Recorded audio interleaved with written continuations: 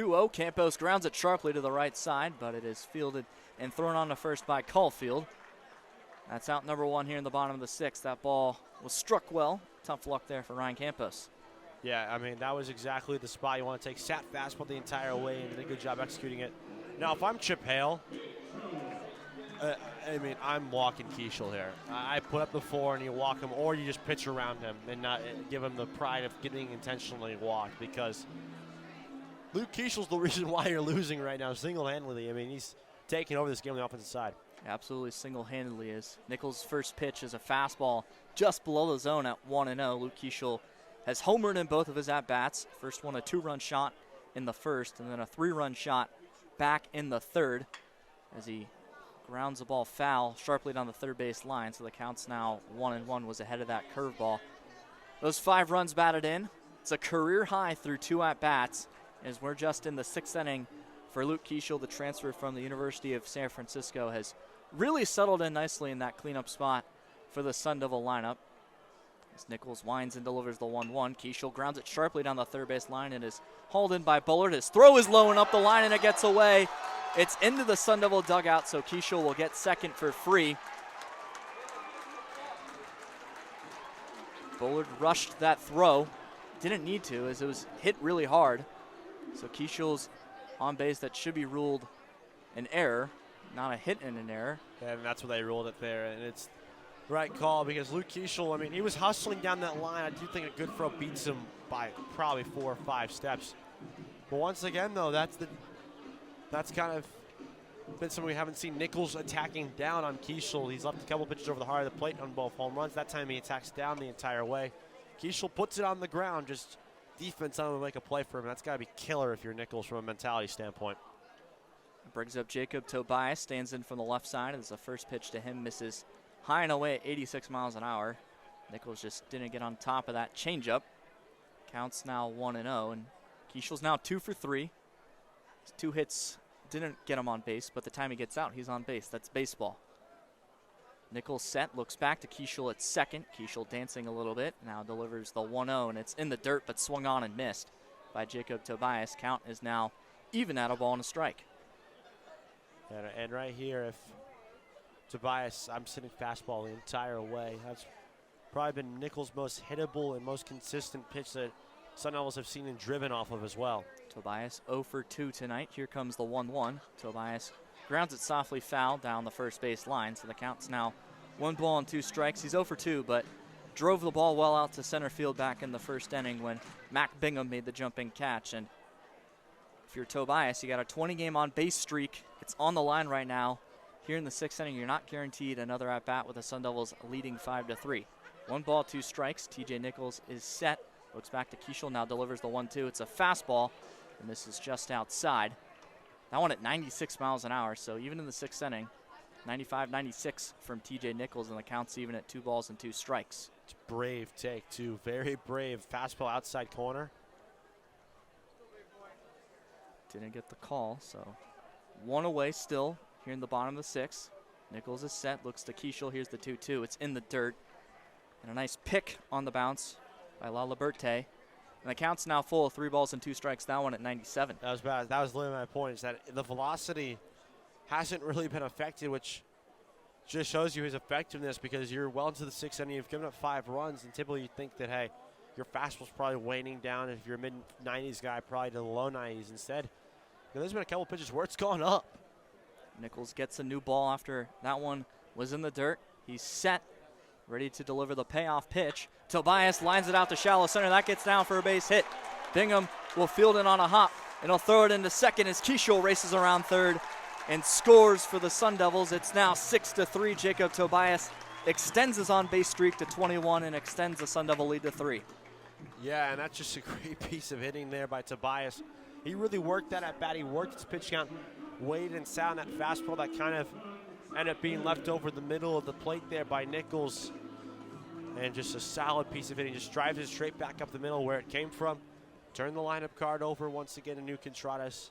Keep things going right now if you're ASU. Foot on the gas. It's an unearned run, but if you're the Wildcats, you don't care. Here's the first pitch to New Contradas as a misses low and outside at 95. Counts 1-0. It's now 3 straight games with a run batted in for Jacob Tobias. It's been a steady bat in the middle of the order for the Sun Devils all season long. 1-0. Off-speed pitch that drops into the strike zone. Counts now even at 1 ball and 1 strike. And with Tobias, he's just been on fire. I mean, half his AC line's really been on a tear recently, and he's another one that you know is going to have to play a big factor this weekend if the Sun Devils want things to go their way in their ballpark this year. 1-1 to Contranas and misses high. That one at 95 miles an hour, so after dropping in the off-speed pitch, Nichols went up the ladder, didn't get Contranas to chase. It's now 2-1. Nichols now up to 70 pitches on the night. As he comes set, here's the 2-1. Contranas sat back on the off-speed pitch and fouled it off. Counts now even at 2 balls and 2 strikes.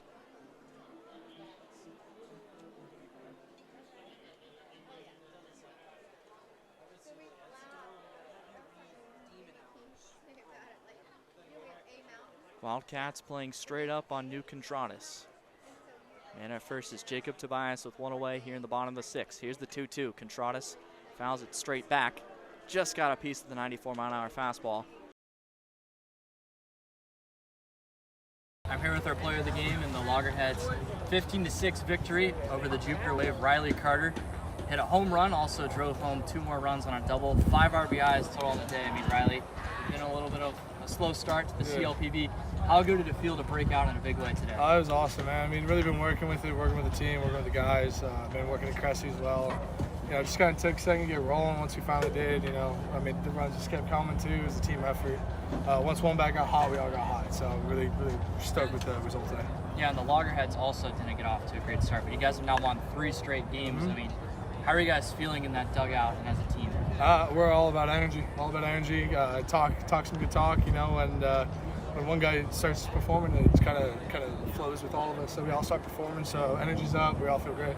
How do you guys keep this rolling, both for you and the Loggerheads? Just don't change what we're doing. Stay relaxed up at the plate, relax in the field, relax on the mound, and everyone just keep doing their job.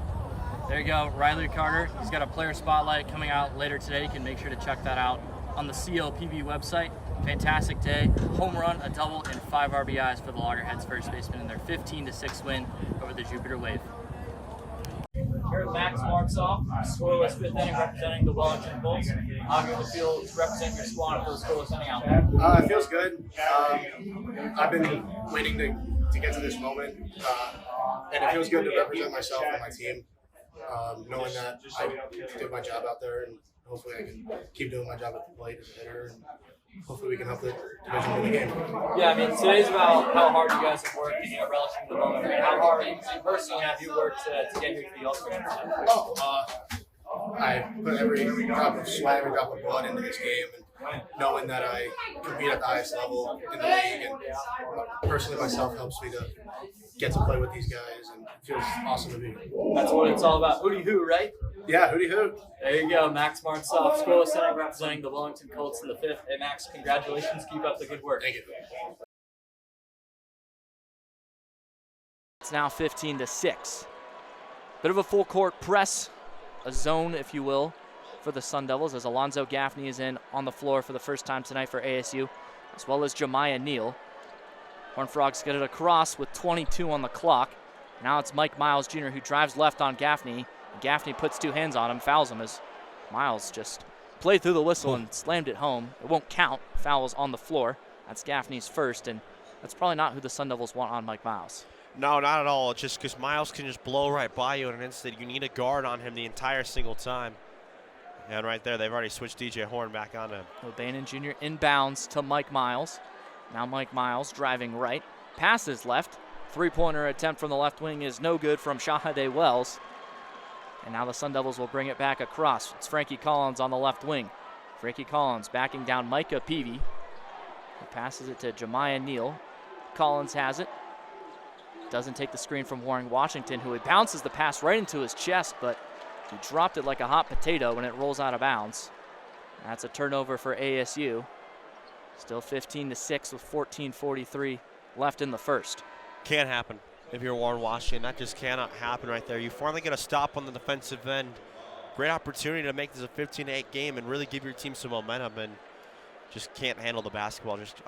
Just you can't afford to have that happen in that situation. First turnover of the night for the Sun Devils as Damian Baugh checks back in. Miles gets the inbound, passes it inside to Cole. He passes it to the left wing. That was Emmanuel Miller, who misses a jump shot. Now Jemiah Neal, who got the rebound, brings it across for ASU. Looks back to Bobby Hurley for a play. Now Neal goes left, guarded by Peavy.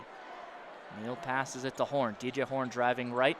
He's got 2 Horned Frogs on him. He passes it across court to Alonzo Gaffney, who hands it off to Jemiah Neal. 8 on the shot clock. Neal going right. Neal at the right baseline, fades away and got it.